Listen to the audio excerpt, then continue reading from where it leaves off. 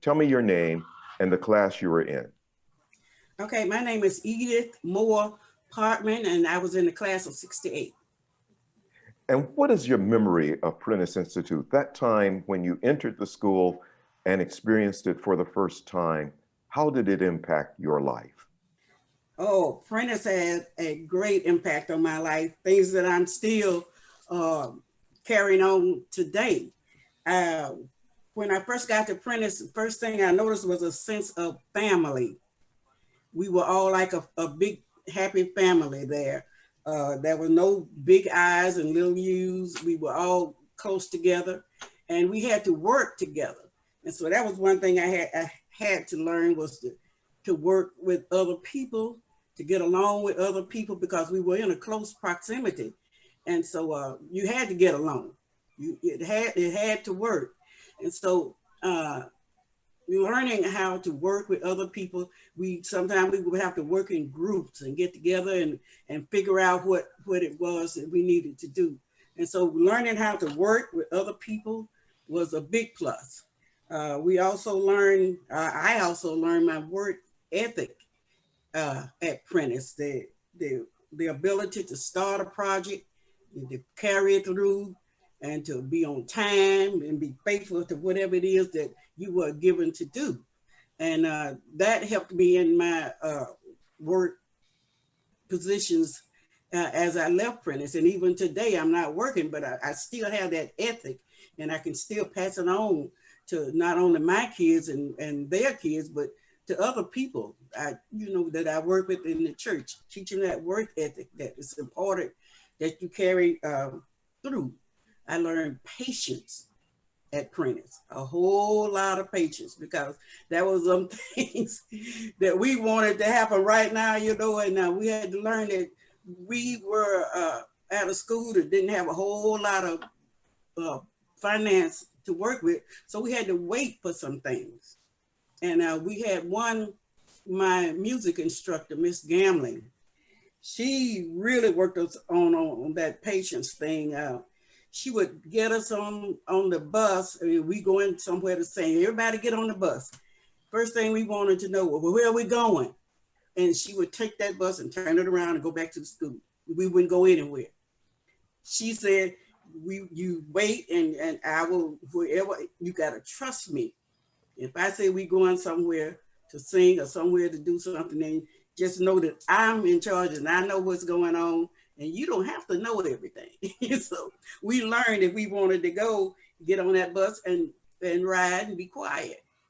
And so it was just and it was just after class time. That was just that downtown. That was just so much fun.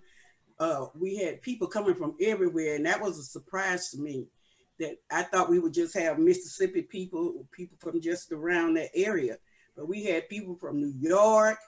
I mean, everywhere, every kind of a classification was at Prentiss. And so I really learned a lot about, as I said earlier, getting along with other people, other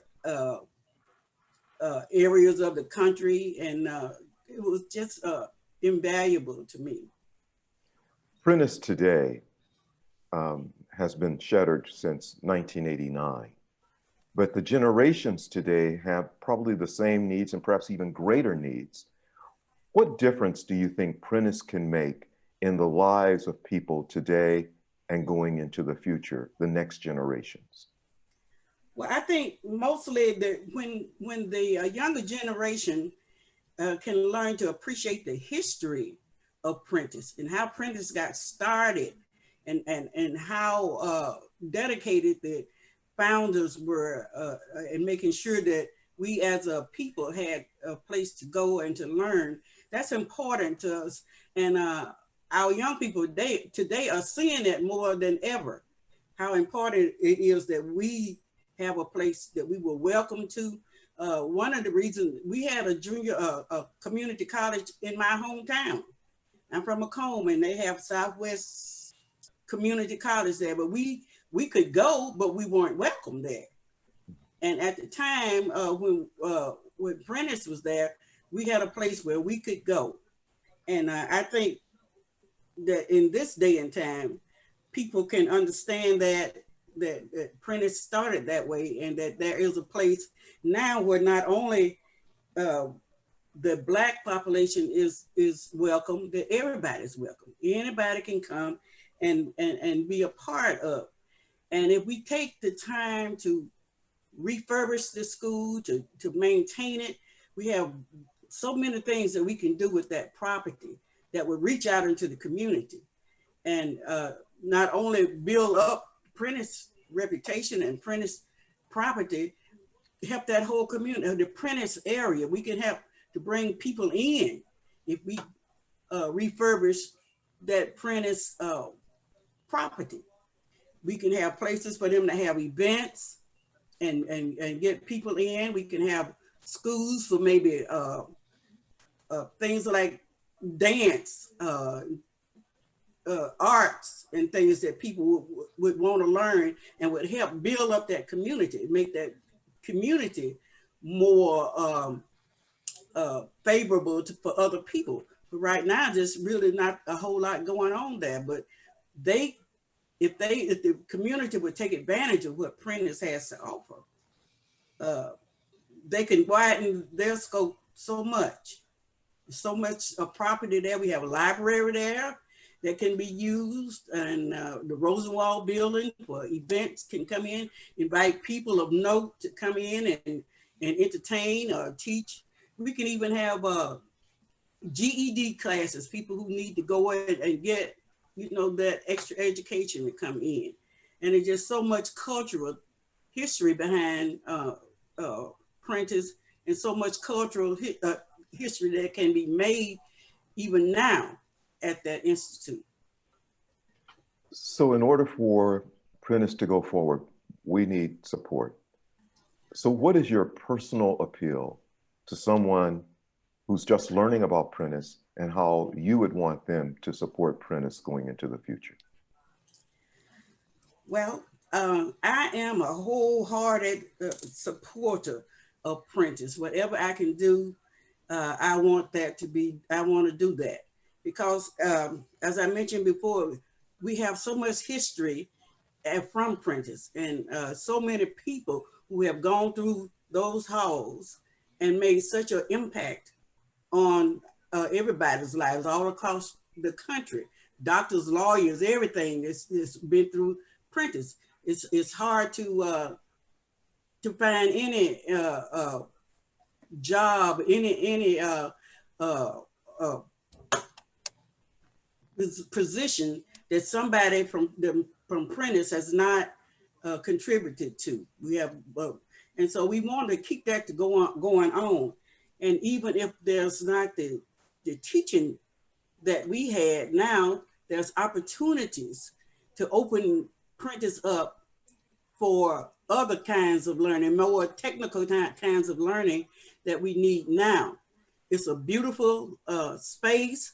It can help the community. And I believe that if we all get together and build that up, that can be something that everybody can be proud of, something that the Prentissites can be proud of, and they would be happy to welcome people into their little town and say, look, we have this bit of history over here. You might want to come and look at Prentiss Institute.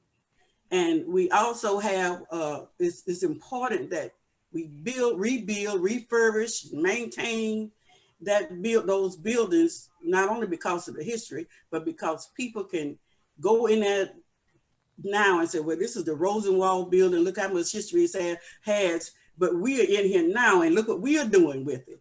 And you can look at what you can do in that building, that cafeteria. You can even have cooking lessons or whatever. But there's so much you can do with that property that will not only help us who are the alumni feel proud, but for the whole community of Prentiss. And I appeal right now to anybody who cares about education, who cares about things, building up towns and keeping the history alive, to participate in helping us to keep this building alive, to raise funds, to maintain, we have insurance, we have so much that has to be done, but it can be done if we work together. And so I appeal to everybody to reach out and help in whatever way that you can to help us to maintain the Prentiss Institute. Thank you so much, Mrs. Parkman. And Mrs. Parkman, your final word. Okay, I would say to get people interested in Prentiss, number one, I would let them know that it's in a small town, it's in a home-like atmosphere. And so you won't have all of the pressures that you would have in the big cities, the big institutes. And so you can relax more and put your energies into your studies if we were to reopen Prentiss Institute. And and that's one of the things we want to do. We want to open some of the parts of Prentiss Institute that are still remaining and refurbish those other buildings that are in bad decay so that we can open it up to people. And so we need your support. We need everybody's support to do this so that people can come in and feel that hometown feeling that we felt, feel that welcoming spirit that Prentiss Institute had when we were there. And we had access to our instructors, and we had access to the president even of the school because it was a small town. And a lot of people need that atmosphere. And that's something that Prentiss can offer to people like us who needed that comfortable place to be. That it was comfortable and warm and fuzzy, yet it give you that push that you needed to go on and do better. And your confidence level rose. You know, as Joe was saying earlier, some people had inferiority complex. You didn't have to have that at Prentiss because somebody was there to pull you up. If you go down, somebody's there to pull you up. And we want to keep that atmosphere going, and hoping that all the other schools could catch on to that atmosphere and people would learn better. They'd be more eager to learn. And so I appeal to the people in the Prentiss area and outside of the Prentiss area, especially those of us who have benefited from Prentiss, to give back and get involved, get excited even about the prospect of Prentiss going on and on and on, because it's something very valuable to not only to Prentiss, but to America, to the world. We have something to give. We have something to offer.